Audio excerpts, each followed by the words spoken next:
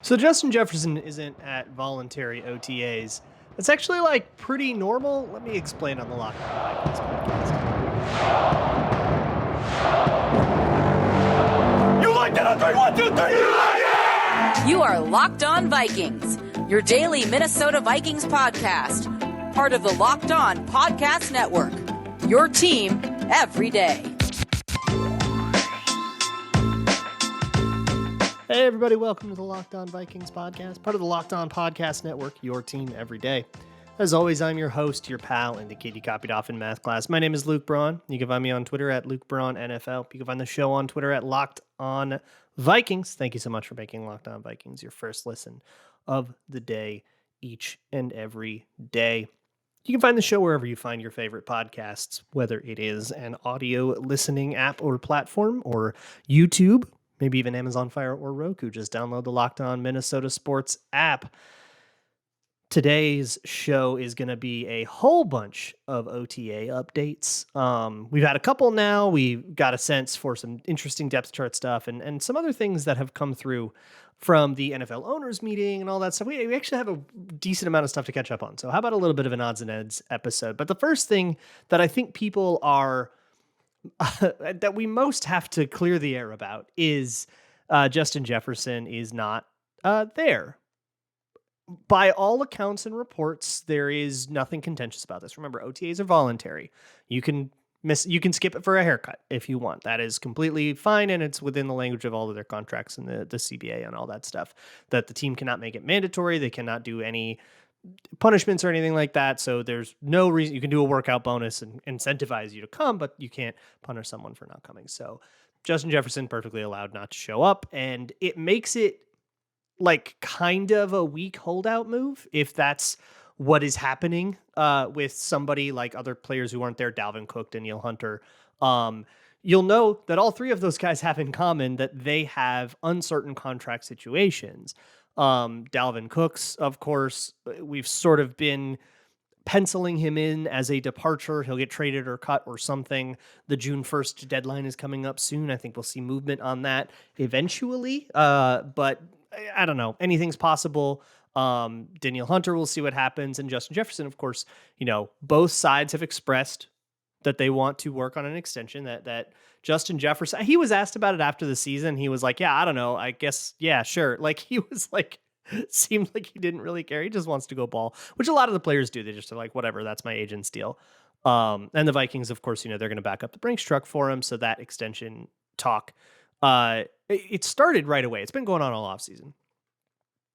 So here's the thing. When you are in the middle of a massive contract negotiation, I mean, this is a lot of money at stake here. You don't want to go out on OTAs and break your ankle, right? Tear an ACL, something, you just step funny. Like you're not doing full speed practice. It's not the riskiest practice in the world or by any stretch of the imagination, but there is so much that Justin Jefferson stands to lose if he takes the wrong step in practice. Not that it would, I mean, look, if he, even a short-term injury, you go, okay, well, that doesn't really change what, I mean to this organization and what I can offer to this organization. And this sort of contract extension isn't really a short-term thing, but negotiating an extension while nursing an injury costs you money. Like it's just going to deflate the value of the contract. That's economics. That's kind of what Danielle Hunter's dealing with right now. That's what Zadarius Smith is dealing with. And why he didn't like his contract, right? It's just going to kind of be a complicating factor. So I don't think as Vikings fans, we want Justin Jefferson to show up to OTAs. I know that's kind of weird and backwards a little bit.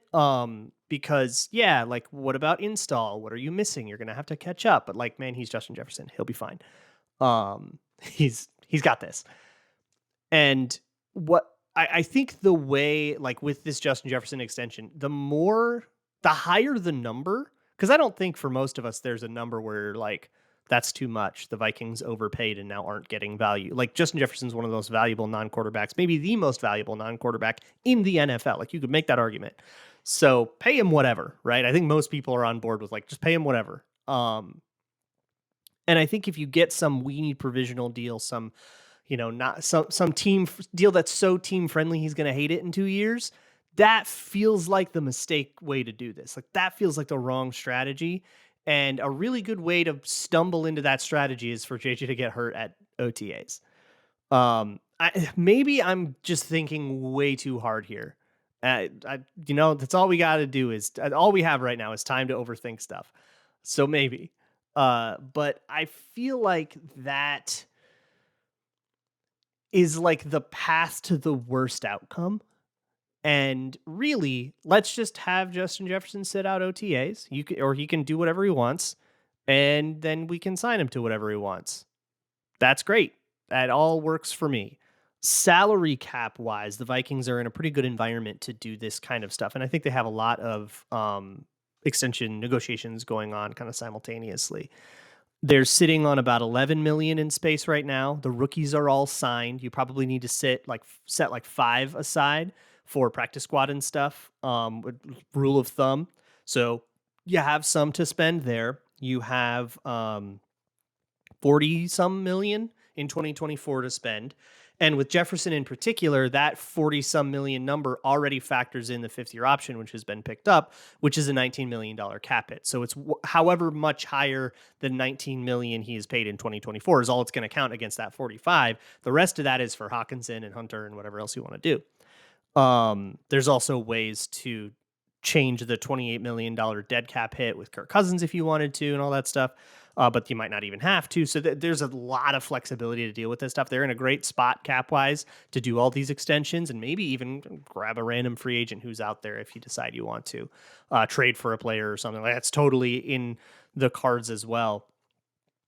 But I guess all this is to say, until I hear a report, like a direct, I don't want hints. I don't want somebody saying, well, maybe this could be speculation from somebody who maybe knows something but can't say it. So I don't want to read any tea leaves. I don't want Instagram likes. Get out of here with that. I want a real somebody from the Star freaking Tribune to come out and say Justin Jefferson's not happy with extension negotiations. Then I'm not going to assume that he's not happy with extension negotiations just because he didn't show up to OTAs. And people are doing that. I see you. You are noticed and you are wrong. There is no reason to panic there. Elsewhere in the wide receiver room, there's actually a little bit of wide receiver news too. Jordan Addison limited with something. This is the time where the team doesn't have to tell us anything about injuries, so all we can do is sit back and guess.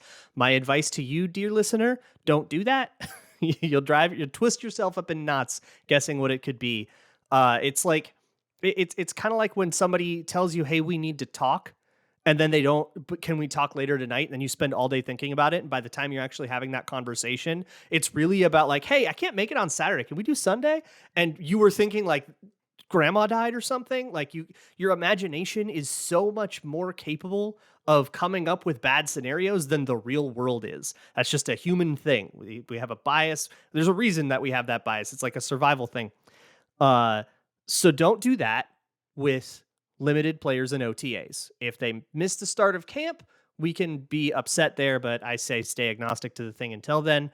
Also, Jalen Nailor with no Jefferson, no Addison, KJ Osborne's wide receiver 1, and Jalen Nailor apparently stood out a lot more over Jalen Reagor. That was not how the depth chart was last year. It looks like the depth chart's a little different this year. It matches kind of how the Vikings have been talking. It's not a huge surprise, but interesting nonetheless. And of course, we'll kind of keep monitoring that. And the Vikings signed a wide receiver. His name is Lucky Johnson. He was a DC defender in the XFL. They did not win a championship, fascinatingly. They got upset really big in the first XFL championship since 2001. And they waived Kene Nwangwu in a corresponding move. So Kene Nwangwu out, Lucky Jackson in. There goes another Rick Spielman draft pick. Nwangwu was always, he was like almost made the roster last year, practice squad futures contract guy. That tends to be the kind of guy that gets cut there.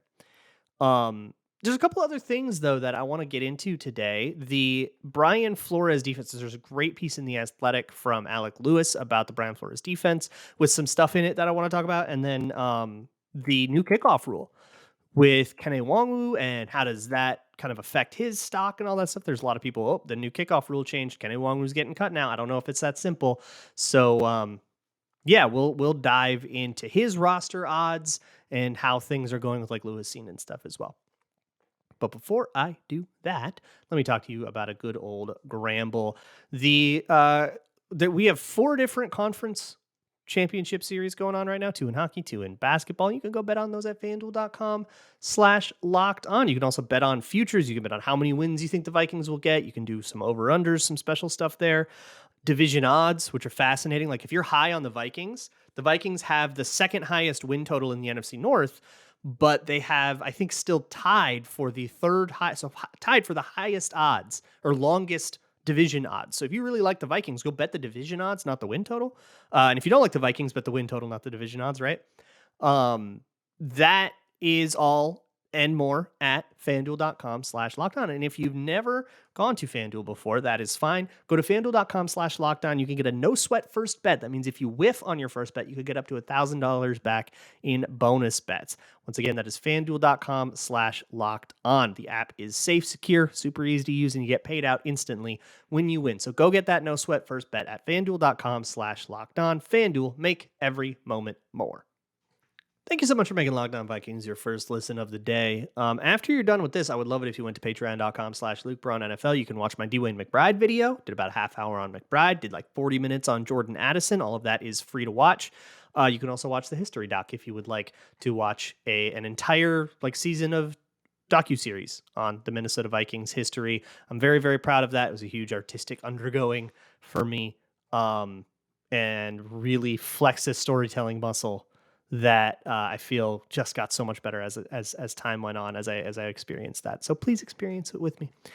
Let's move on though to the Brian Flores defense and the way that it seems to be hitting here in the first part of OTAs. So Alec Lewis did a great piece that summed it all up, but I think it was in scrums with everybody. So everybody's got their quotes from like Alexander Madison and Christian Darrisaw about how intense is the vibe Brian Flores' defense is. And what's really interesting about it that they keep talking about is the amoeba-ing, or I'll call it amoeba-ing. I don't think it's the true amoeba thing, but it's a lot of late shifts and stuff, which we were sort of promised last year with the Donatel defense. Like when I learned the Fangio defense, I learned kind of Fangio's version of it and thought, okay, we're going to get something similar to this, right? But the key thing that was missing that really made that not work was that you didn't get the point of the Fangio defense was that you would get all these different coverage calls that would all start from the same pre-snap alignment. So it was really hard to read. You'd see 2 high safeties all the time, but they might rotate to 1 high. They might, somebody might blitz. They might be a true 2 high. It might be quarters. It could be anything. That didn't really happen. The Vikings just lined up in 2 high and just called the same coverage every time anyways, so it kind of did get easy to read because it was always what it looked like. Like they didn't do the disguises we were promised. Seems like this is the disguises we were promised. And this is going to be maybe a key difference, probably something the Vikings were really looking for in a new D coordinator after Donatel. But from the running backs perspective, this is the Madison quote's really interesting to me.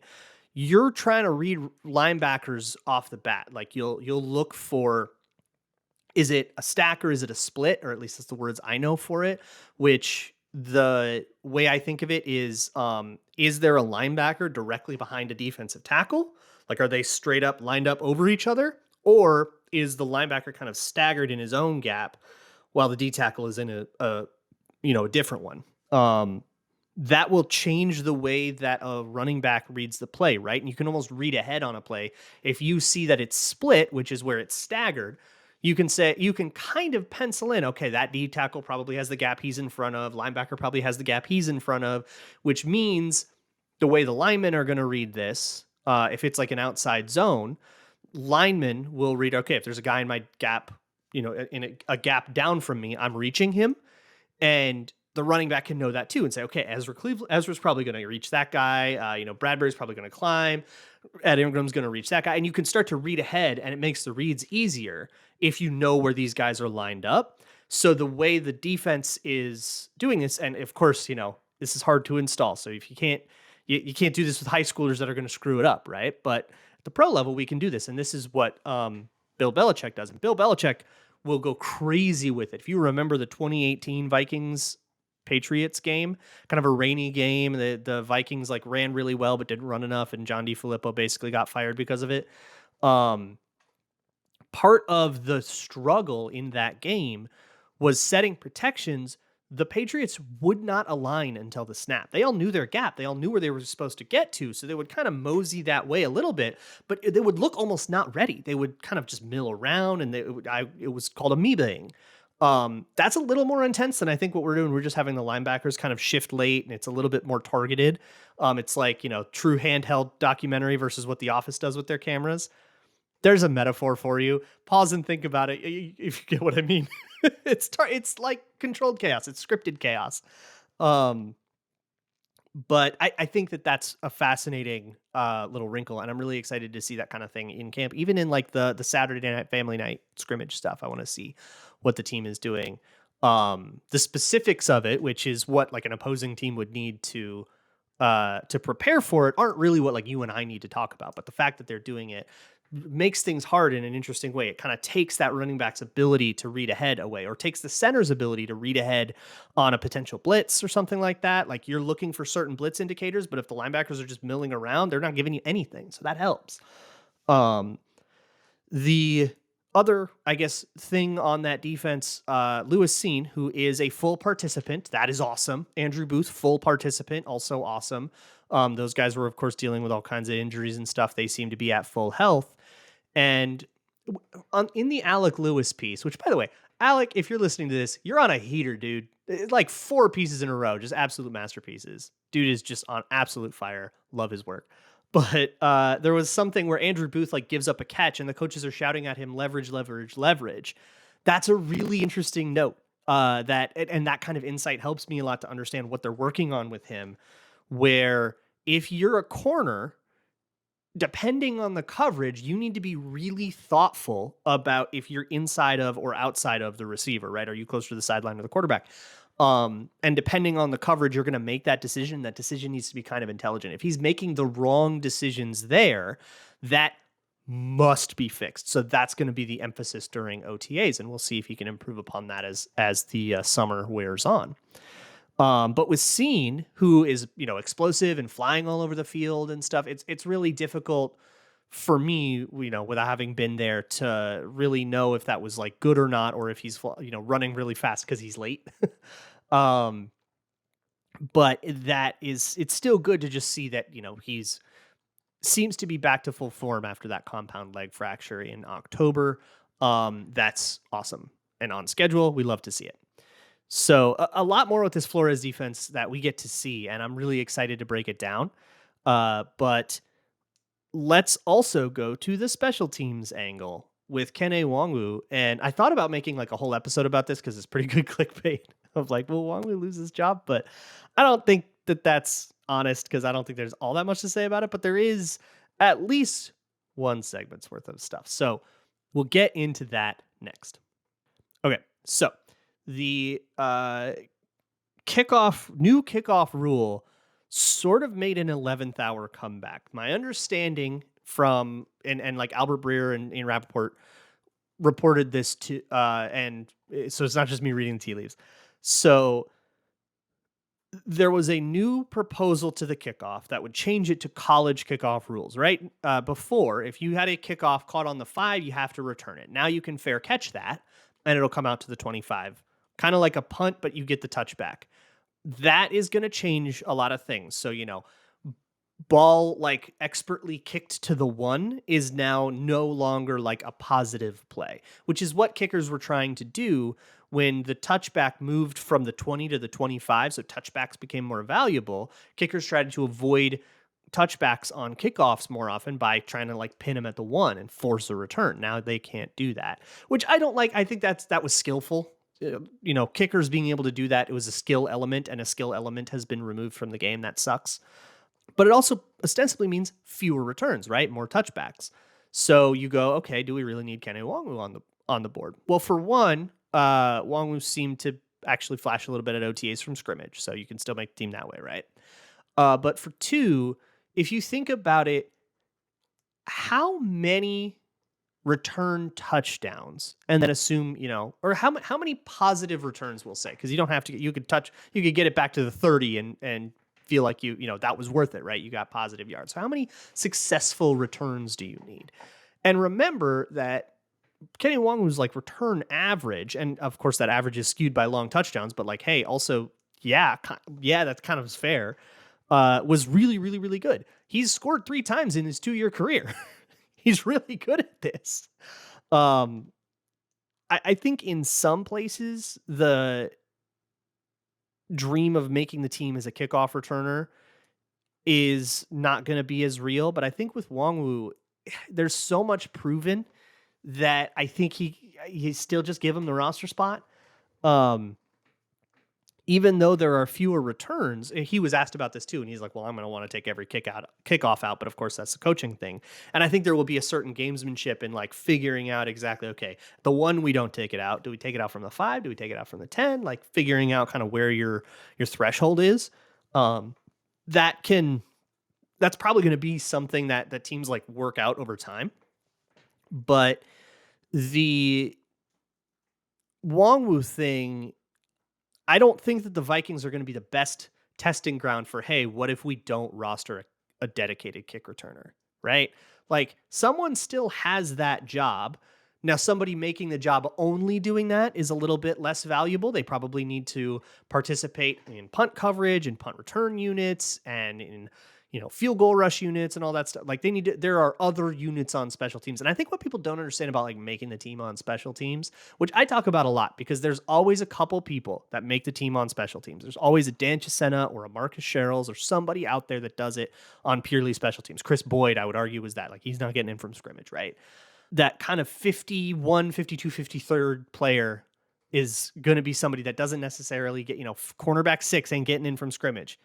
And that's why I like on Minnesota Football Party, they asked me for like a spicy roster, undrafted free agent roster make. And I said Najee Thompson because he's his special teams. He's blocked a bunch of kicks. Special teams is his identity, not unlike the way that Kene Nwangwu identifies as a kick returner. Like kick returning is much more his passion, and being a running back is kind of like the other thing he does, where it's usually the other way around for a lot of players. And I think that kind of shows, a lot of people are on special teams because they're a young linebacker, especially at the college level too. A freshman linebacker is is playing special teams because he's waiting to play linebacker, but some guys play special teams. But the unsung special team stuff, the stuff we don't see, guys that are, really disciplined at staying in their lane on kickoff coverage, guys that can gun down the field, guys that can be really good punt rushers, and also can then, haul ass, get down the field and clog up the middle lanes so that they can clean things up if the gunners miss, right? Those jobs, you don't pay a lot of attention to them. And they don't get a lot of press, and people kind of think, well, whoever does that, like whatever, whoever the backup is will do that. You kind of just put it in, and I don't feel like it, like the coaches will pay a lot. Matt Daniels pays a lot more attention to like Troy Dye on special teams than any of us ever will, right? And those spots matter. So when it comes to special teams, if you're just a returner and you're not really that great at anything else, it's never as powerful. I think we just too often, all I'm trying to get at is that we just too often think of special teams as like the returners, the long snapper and the kicker and the punter, and like the listed spots you'd see on a depth chart. But 11 guys play special teams, and there's several special teams units that if you're good enough on them and valuable enough on them, you'll make the team over, tackle number 5 that ain't playing on that, right? Especially if you need to be active on game day, which I guess brings me to the last thing, since we've got a minute here. If you are the third quarterback on the roster, you can be active on game day. There's a different rule set now. Now, it's not quite that cut and dry. You can't play the third quarterback. So usually you can only bring 46 players dressed on game day. And the reason for that exemption, we talked about it at length on Locked On NFL this week, by the way. If you want to go listen to that, it's Tuesday's episode. The reason for that rule is essentially as an equalizer for teams that suffer a lot of injuries. If you have 53 players and 4 of your players are injured and none of my players are injured, you only have 49 guys dressed and I have 53 guys dressed. That is, injuries are part of the game. You're not going to get rid of that at all, but I think it's good balance to say, okay, how about we all you can have 7 players injured. I can have 0 players injured. I have a better choice of players. I still have kind of some advantage, but it's a little mitigated because I'm not just outnumbering you, and you're not going to have guys get more fatigued than my guys because there's just not enough players. That seems like an unfair reason to have a disadvantage, right? That's the reason for that, right? So this kind of QB extra exemption can be a 47th player. So let's say it's Kirk Cousins and Nick Mullins are active as the starter and the backup. Jaren Hall will also dress, or whoever is, 2 and 3. Jaren Hall also dresses for the game, but he can't go in unless both Cousins and Mullins get hurt. It can't be a benching situation. You can't put him in a trick play. You can't say, so and so Cephas Johnson is actually he's a really a quarterback, or like I was joking with Ross Jackson on Locked On NFL, the Taysom Hill thing, because he does Locked On Saints. The Taysom Hill, you can't call Taysom Hill an exception and put him in at tight end. You got to put him in on the actual 46. You can't designate him that 47th guy. So it truly is as like a third emergency quarterback. And it's basically a reaction to the Brock Purdy thing, the NFC Championship, and what the 49ers went through, which feels like a fairly small thing. It's like, okay, you're still basically bringing 46. You're just protected against this one specific scenario that never happens, which I guess if it does happen again, I guess it's nice that a team can be protected from that. But you have to carry a third quarterback on your 53, which I guess gets ever that much more likely. So I probably won't be, I was going to kind of say, well, Mullins or Hall, pick one and the other one gets cut. Maybe I'll be a little bit more willing to put 3 quarterbacks in a 53-man roster projection. And I don't think that's a guarantee by any stretch of the imagination. I think it would have to be a situation where both guys play well enough to be like, oh, you made the team. I wouldn't default it or anything like that. But I don't know. That backup QB competition is going to be really, really, really interesting. I want to talk about Jaren Hall sometime soon. Maybe get back into his tape and try to give you something a little bit more substantial than what I could give you like in the heat of the moment in the draft and stuff. So maybe we'll get into that, and of course the Everman series and all that stuff in future moments on the Locked On Vikings podcast. Thank you so much for hanging out. I'll see y'all tomorrow, and as always, Skol.